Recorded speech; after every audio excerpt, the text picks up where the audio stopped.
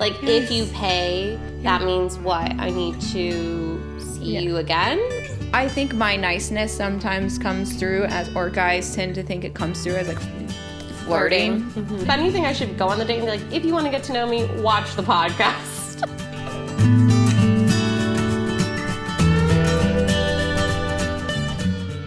Hi, everybody. Hi, welcome back. Welcome back to Chasing Me Podcast. Yeah, we're back again. And this week's episode, we are going to be talking about dating in our 30s. Because if you've listened to any of our episodes, we are still single. We are in our 30s. We've had dating experience, some good, some not so good. Let's start with, when was the last time you were in a relationship? Oh, we're going to go there. Okay. Last time, see, this is they call them situationships or situationships, whatever they're called, where it's like not a relationship, but it's a situation ship. Yes. Wait, but were you both seeing each other like exclusively? Who knows? Oh. Isn't it funny how you like we didn't have the talk about like, hey, are we like okay, but how long was it for? Like 4 months. Okay. It was during COVID. It was during the pandemic. Okay. And we were probably just lonely. So it was how long ago from now?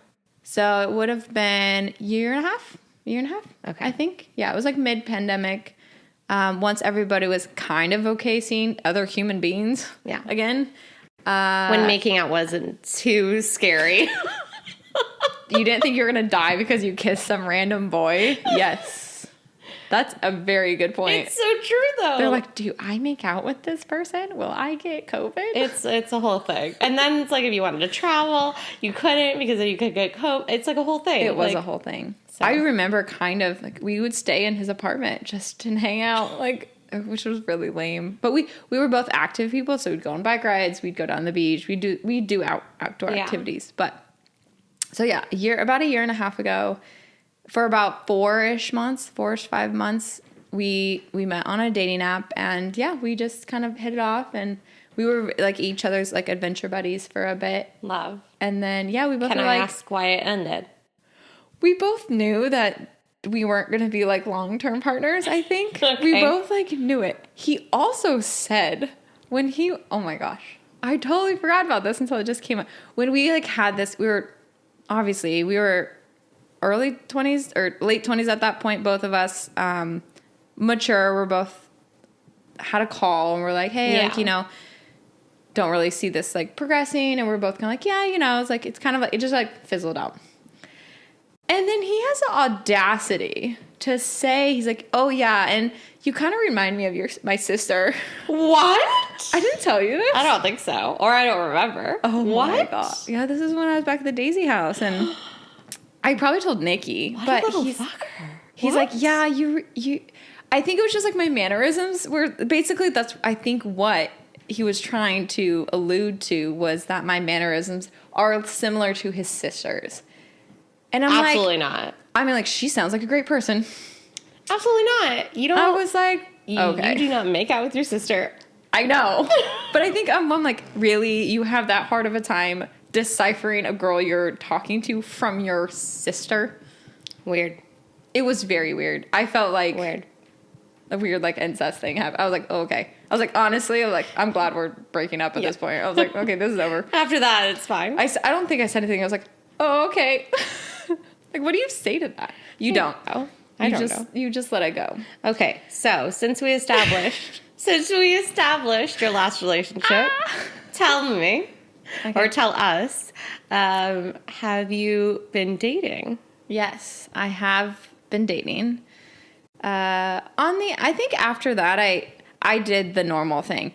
You download the app, you're on the app, you go on a couple of dates, something weird happens, you get off the apps, you're like, I refuse, and then you find yourself back on the apps eventually. It's just like it's an endless cycle. I think those apps that like want you to be single because that's how they make money. Same thing. That's how they make money. The longer you're single, the more, more downloads they get, the more money they get from your pockets. I know. I feel like I'm very controversial. Like, not controversial, but anyways, was on the apps. Wasn't on the apps. Got on the apps again. Let's see. What happened in between there? Well, I think that what you need to let us know is like after, like during your dating time now in your 30s, can you let us know, like, one, do you feel like it's like as frequent as you dated in your 20s?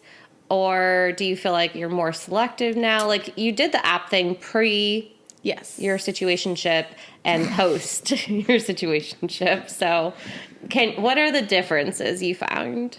I mean, I actually think that you have to be very purposeful on the dating apps, and that's what I realized. You can't just nonchalantly be on there for like a day and then not for 2 weeks and then go back for a day. And then you have to be committed to them if you're actually going to make it work. And what I was trying to do, I think after that was like the end of 1 year. So like that beginning of the next year, I was like, oh, I'm going to try to go on a date. 1 date a month is what I was trying to get. Like one new date a month. And I was like, that seems easy. And then I'm like, actually, it's harder than you think. Yeah. Because it takes a while to, talk to someone, then go out on the date. And so it only it had to be someone new. But usually I'm that person that if I start to take interest in someone, I'm not talking to anybody else. Even if we're not like in a committed anything. Yeah. My brain can't function like that. If I'm getting to know one person, I'm getting to know one person. Yeah. Sorry, everybody else has got to wait until I decide about this one. But once I decide, it's over. But did you ever not do that? Did you ever date multiple people at the same time? I mean, there was one time that I was kind of talking to 2 different people, but nothing like serious was going on. And I was like, I don't know what's happening here. No, really it wasn't. Okay. Because then I'm just like, you always have a favorite. Let's be honest. If there's 2, there's always a favorite. Because there has to be. Because like if it's Friday night and you're like, who do I want to spend time with? There's always a favorite you're going to text first. The one you want the attention from. And then the second one's probably the one that will give you the actual attention you Oof. want. Okay. But see, I just can't do that. Because I want to just be like one person. Yeah, of course. You're trying to find a husband. Exactly. Husband. No more situationships. I hate the situationships. They're so annoying. Yeah. I feel like now we're adults. Like we should be able to have these conversations. Like it's true. Do you still have to ask nowadays? I still feel like you have to have a conversation. Like we are not seeing other people. Oh, really?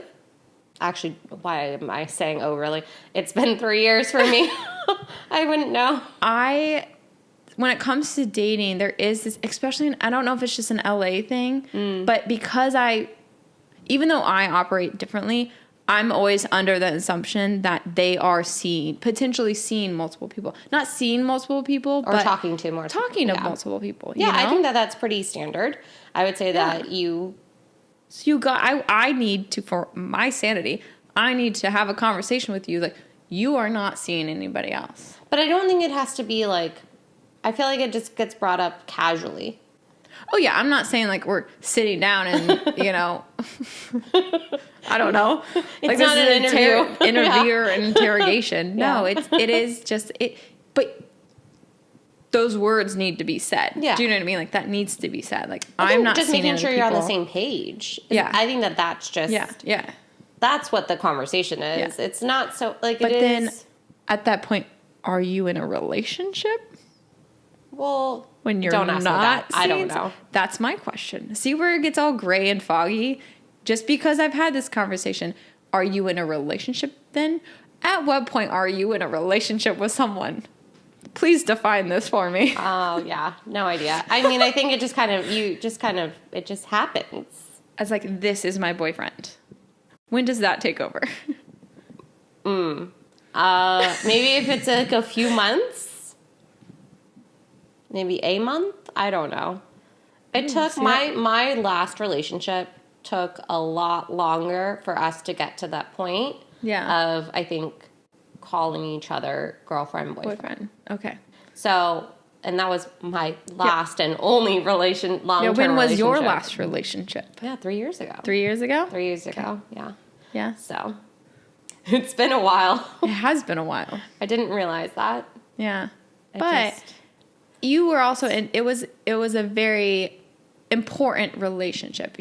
That relationship you thought was going to be more than it ended up being, in my opinion. Yes. Knowing you. Yes. So I would hope that I would assume, not hope, I would assume it would take you time to, one, recover from that, and two, feel confident to want to go and maybe date again and talk to people and open yourself up again. Like, that takes time. After a big breakup, like, that takes time. It's true. I think it's been enough time, but at the same time, like, if I look back on how, like, when it did end, I remember I actually went out with you that night. The night after it ended, we went out.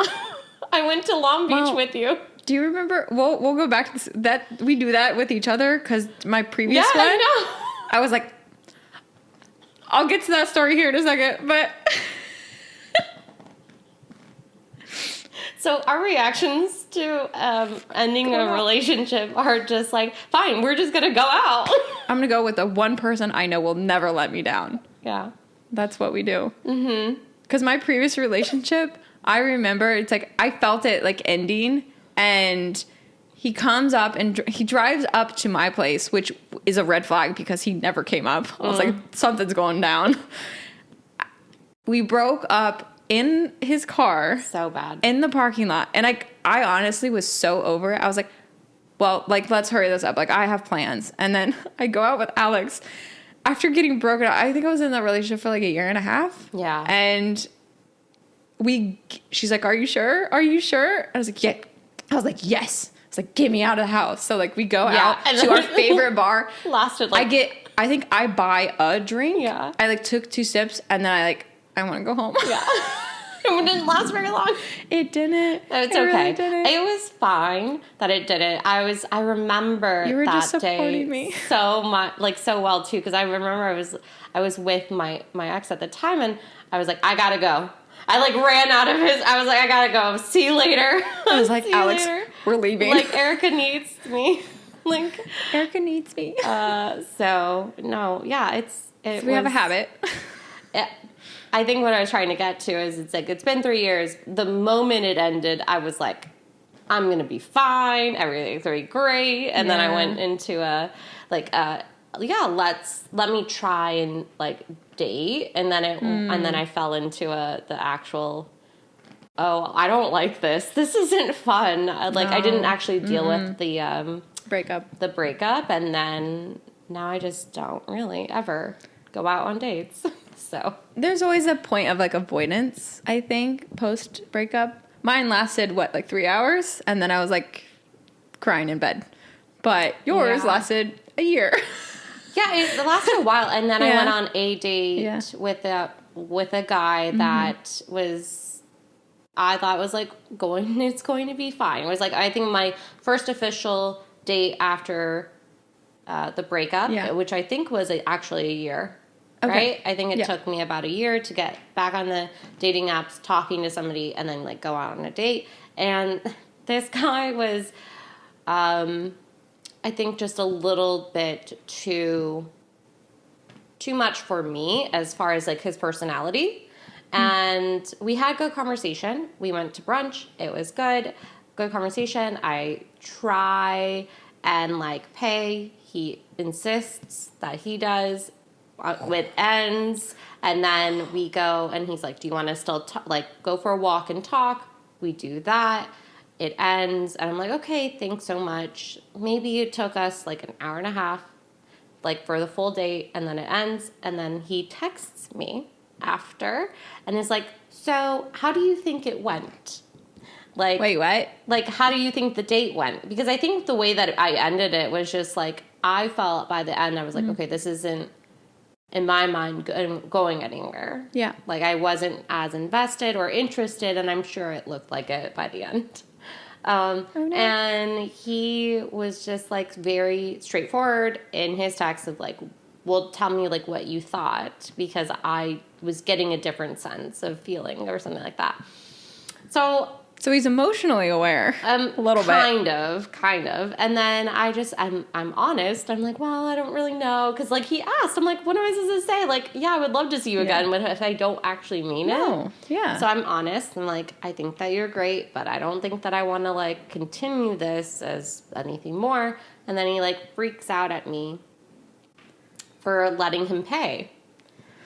Okay, here we go with that who should pay, men versus women conversation. Yeah, or split it or whatever it is. Yeah. And the freak out was very lengthy. I sent it to you. You read it. It was nothing I've ever experienced before. So like, mind you, I was in that relationship for 3 years. My late 20s was the majority of it. All of my dating experience was my early 20s. And the mindset of men in your early 20s is so drastically different. I don't think that there is this entitlement yet in their vocabulary / like in just dating in general. And yeah, it really deterred me. That one date deterred me from wanting to date again. I mean, it would me too, which is funny because I actually brought your traumatizing experience up on my date once. I don't think I ever told you this. No, what? It's actually just recently.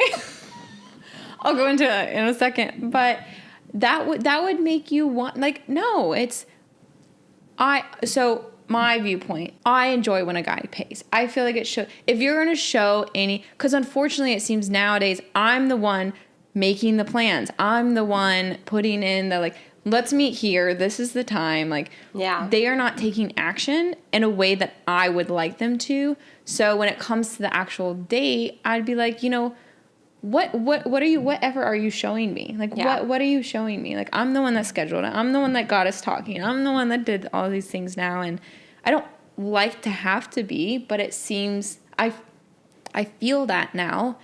And it's nice. It's refreshing. I think it's refreshing when a guy pays.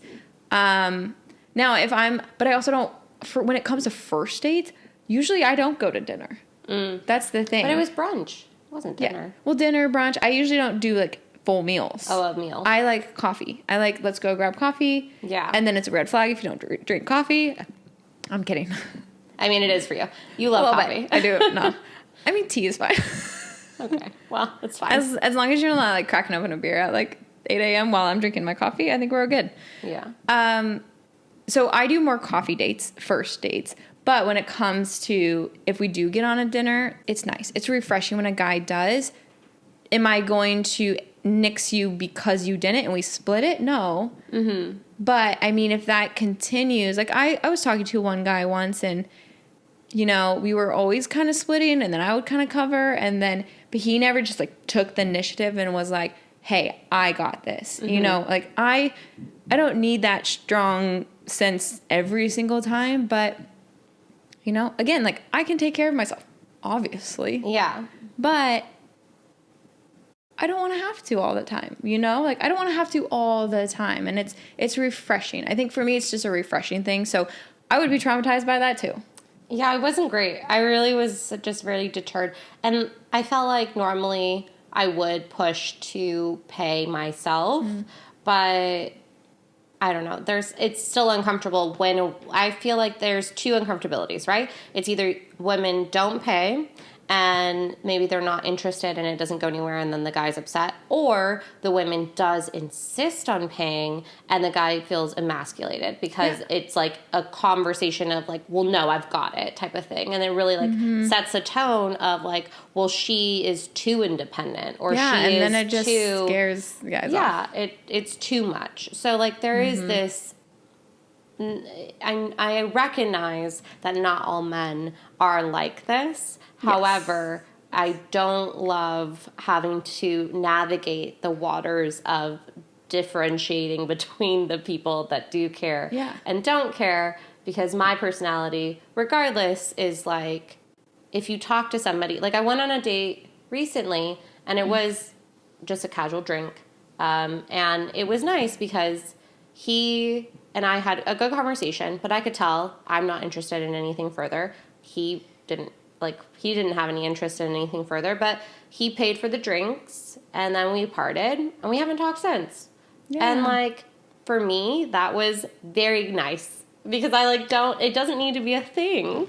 There's just not this sense of expectation that I'm also someone who doesn't enjoy feeling like I owe you something. Yes, and exactly. I think that is what I just try to avoid at all costs. But does that make me too independent? Like, does that, like, I can rely, I think one of my struggles is opening up enough where it's hard to open up where you're emotionally relying on someone.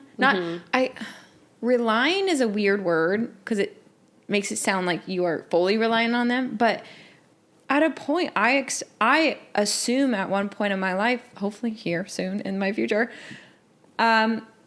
with a husband, it's like we rely on each other to navigate things and do the things, and we are there for each other. I need a partnership. There is no above, below. There is no, like, it's just like, why do we have to make this so complicated? Like, if you're two good people, you just are if you're sound with yourself, that shouldn't matter. Do you know what I mean? Like, me deciding to pay or not deciding to pay, like, it shouldn't matter because you're both sound human beings. And I don't know why it's such a big deal. Like, why is this so hard?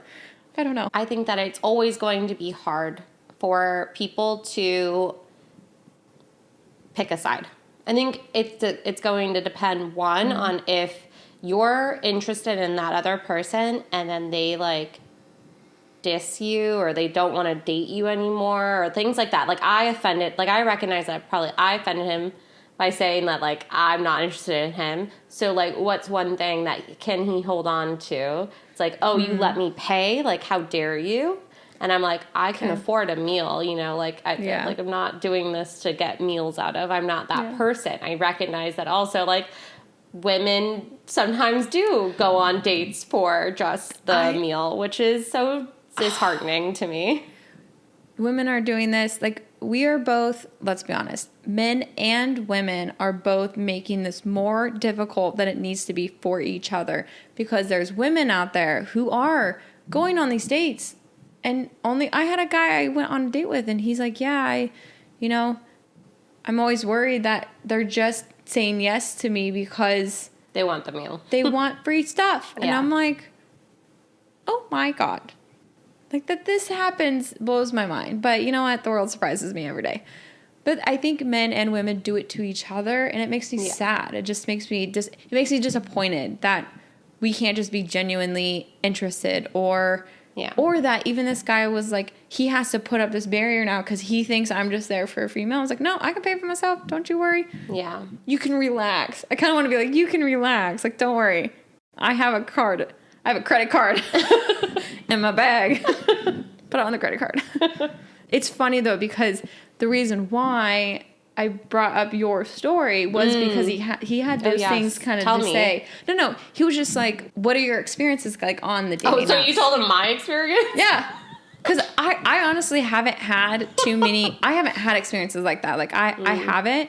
But he's like, oh, that's unfortunate. It's unfortunate that she went through that. Because, again, same thing. And this guy had a level head on. He's like, not all men are like that. And it's sad that there are people like that are so reactive to, a girl, like, or them paying in and not working out. Yeah. But that's when it feels very transactional. Like, if you pay, that means what? I need to see you again, or for something to happen, or like, what was going to happen in your ideal world? I say it was wonderful, and everything is like great, and I lie to you, and then ghost you. Like, what would you have liked me to do? And then ghost you? Like, I'm the worst. I will ghost you if I don't want to have to deal with the conversation within dating. I kind of ghosted someone too. Ghosting is a thing. I just got busy. I got busy. I'm sorry. He's not If watching. you're watching, He's not watching this. please leave a comment. We didn't talk about that we had a podcast. I don't tell people we have a podcast. I tell everybody. I don't need them because I'll have conversations like this. I don't need them watching later on. I would love all of you to watch. If anything, I should go on the date and be like, if you want to get to know me, watch the podcast.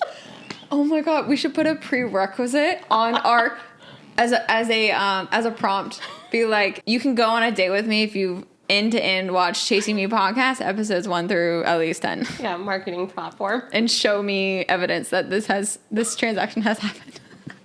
Subscribe. And here, if you would love to subscribe to our channel, please do. Thanks. Yes. Also, though, dating in your 30s, here's where another thing I've always struggled with, and I don't think it's any different than dating in my 20s, is with app dating, the prompt things, and like being unique in your profile enough or being a bit more less reserved with like photos. Like I feel like people have to show a little more skin in order for maybe like the right person that you're attracted to want to talk to you too. My profile probably looks like a young schoolgirl because I have no skin showing in any of my photos. I look like the most probably the nun profile. They're like, I've showed it to people. They're like, this is like they're like, Erica. I was like, but that's me. They're like, this looks like a good girl. I'm like, I am a good girl. Like, what do you want from me? Unfortunately, men are visual. Yeah. So potentially you should probably put more photos like this of this nature if you would like more it's like a beach volume. Photo. Yeah, if you like more volume of like candidates. A beach photo in your bikini. Which I would never do. See, I wouldn't either. So I hardly go to the beach. Don't get me wrong, when I go out, am I dressing more provocatively? I think I do. But that's the thing. I still think going out and meeting people is the best way. Always. So like dating, well, it's like I had that art guy that I went on dates with. You know, he framed my piece. Like we've gone on a handful of dates. Yeah. And like I made the first move, which the situation that was the only option. But it's interesting. You can still meet people out. Mm-hmm. out, but there are people who even when they're out, like I automatically look to see if you have a ring on your finger. Like I'm a ring looker. I do. I look. I'm not going to treat you any differently if you do or don't. But I mean, of course, if we're having a conversation, I think my niceness sometimes comes through or guys tend to think it comes through as like flirting. Mm-hmm. Like I just can't be nice. Like my nature growing up in Kansas, like you talk to everybody. I'm not going to ignore probably anybody who wants to have a conversation with me. Yeah. But it tends to sometimes go into like they think I'm flirting with them, and I'm not. But I probably have tendencies. Like of course, if I know there's no ring on your finger and you're cute, you know, again, still trying to find my husband. So why not? Why not, you know, do a little poking and doing a little like flirting? Like what's wrong with that? Of course. Despite all of that, let's talk about maybe a little bit. What? Some of the positives of dating? The positive. We're all like negative. I mean, listen, my mindset around dating is a hard one for me to get past, unfortunately. I feel like it's easy to go out, meet a lot of people, talk to a lot of great people. Yes. They are interested in you. But for me, I'm always like, I don't want to waste people's time. And it's my own detriment to do that. Because at the same time, like, you need to pursue things and, like, really see if it would work. Yeah. Because that's the only way that you're able to be in that type of relationship. And, like, if I think about my ex, you know, like, we didn't meet online. We met in a building. And it took me a while for me to get comfortable with the thought of it working out long term. And like once I did open up fully, became vulnerable, clearly it didn't work out. So I think that there's going to be some reservations, more so, if not a lot, on my end. But I think when people ask me out, because it has happened, people have asked me out and I've said, oh, I just don't think it's going to work. I'm so sorry. And I like shut it down immediately. Can you give me some examples? When has this happened? Earlier this year. A long time ago. That's a long time ago. That's only like 6 months ago. 6 months is half a year. Okay. Well, clearly we don't go out all that often anymore. No. So it's going to be more recent than not. But that's the vulnerability side of it. Like we need to be vulnerable to, like, I say I want to find a husband, but I have to be vulnerable. I have to open up to actually allow someone in enough to see if they would even be interested. Do you know what I mean? Yeah. And I tend to have these walls up. But what I'm realizing is many podcast episodes ago, we did one on vulnerability, which we should link up here somewhere for you. And we do talk about the positive side of that vulnerability. And that positive side is what I'm trying to double down on and not get scared to be vulnerable with someone. Mm-hmm. You never know how it's going to end, but all I can do is try to genuinely get to know someone. And if it works out, it works out. And if it doesn't, it doesn't. I think dating's fun. I, again, do want to find, if it starts out as friends and we become more than that, even better. You know, I'm not in a hurry. I will not rush into this at all. Mm-hmm. I have this weird feeling like when the right one comes, like it'll happen quicker than I probably would be comfortable with normally. But we'll see. Got to find that person still. But I also have to be ready and vulnerable and willing to let those guards down because it has been a while. It has been a while since I have. And my previous, I had that situationship, but my previous actual boyfriend, no evidence that he cheated on me, but he emotionally cheated, and he already moved on before we even broke up, which is sad. And I knew this, and I knew who it was, and I'm just like, it sucks. And yeah, they might have not done anything physically, but again, I don't know that. Just if you're thinking about other people, you need to have a conversation about your current relationship. Yeah. And you need to end things before you start something else. Please. And even me, that as much as he technically didn't cheat on me, I don't know. I didn't ask. I don't want to know. It still gives you a sense of, I don't have trust issues. It's more, I think you question it. Don't worry about them leaving. It's just know that you'll be okay if they do. And that is the most sound thing that you can ground yourself in. You cannot be worried about them leaving you.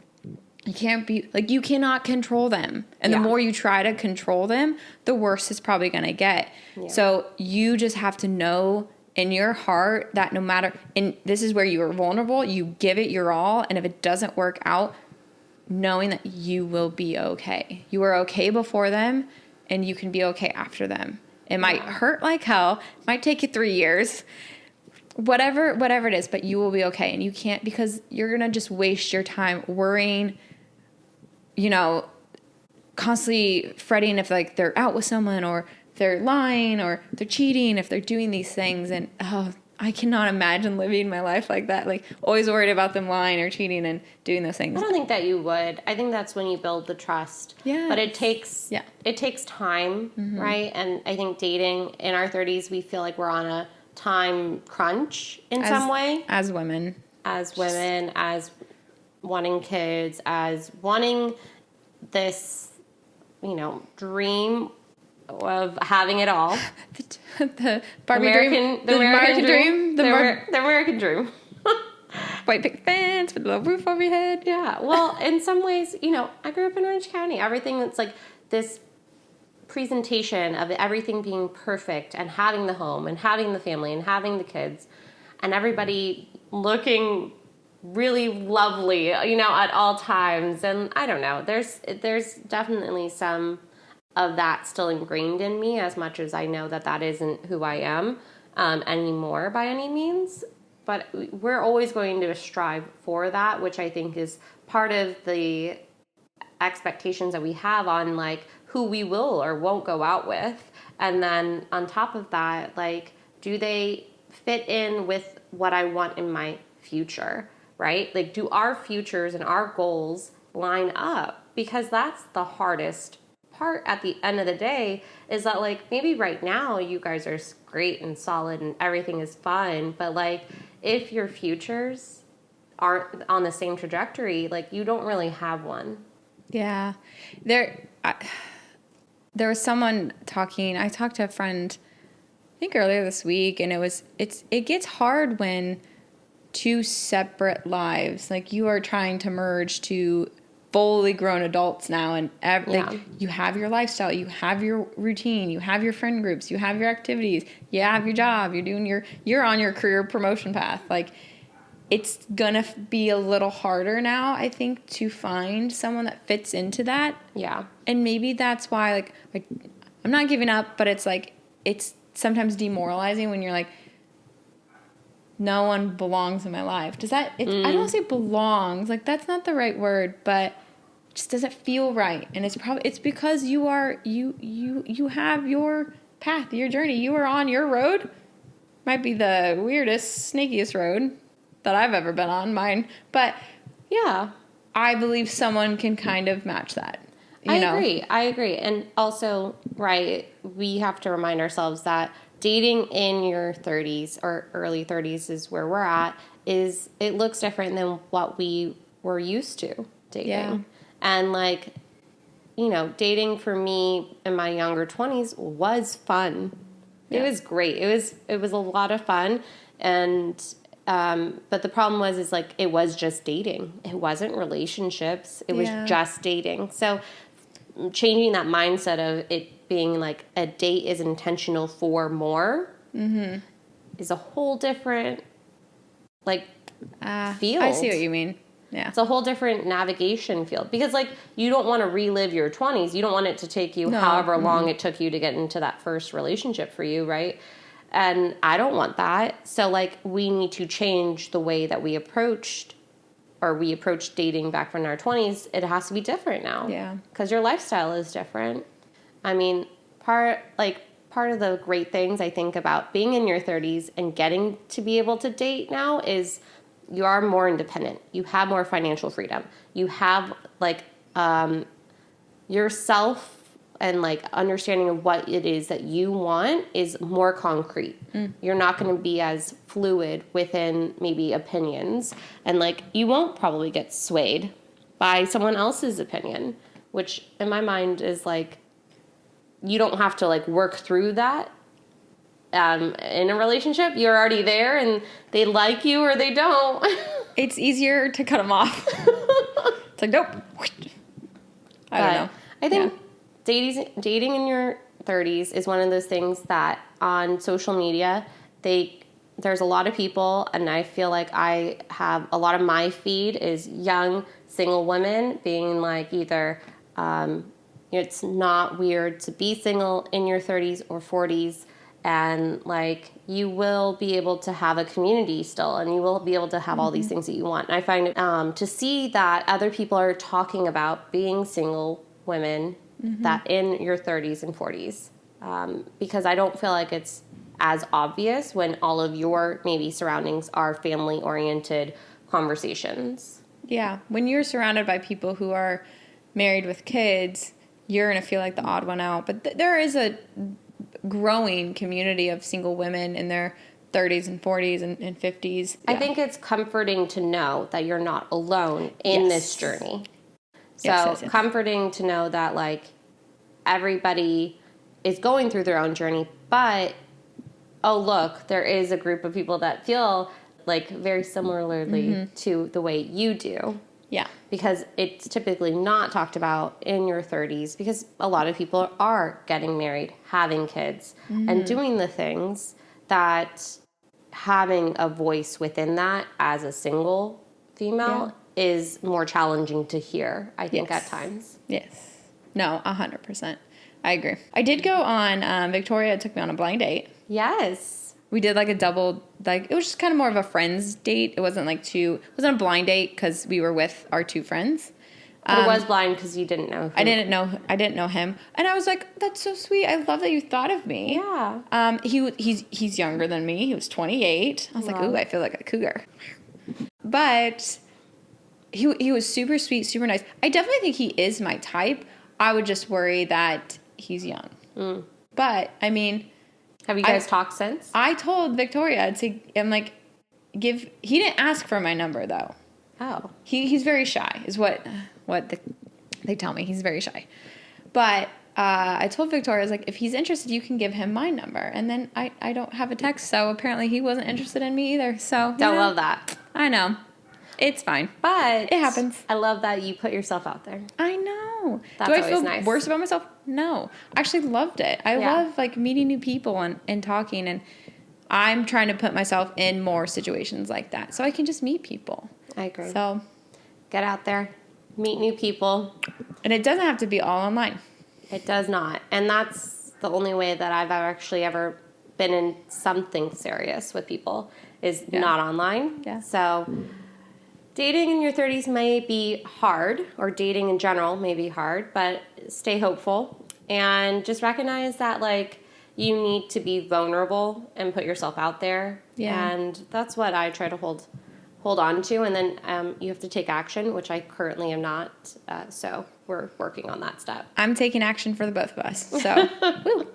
But if you all go ahead and do or have any advice for us, please let us know. And subscribe and listen to the rest of our podcasts, because we want to keep continuing to give this to you guys and share our feedback and knowledge on life, and would love to hear from you. So If you relate in any way, let us know. Yeah. Please. And good luck with your dating if you are single. Yeah. Congratulations if you're married. We'll talk to you. We'll talk to you next week. Yes. Bye, guys. Bye.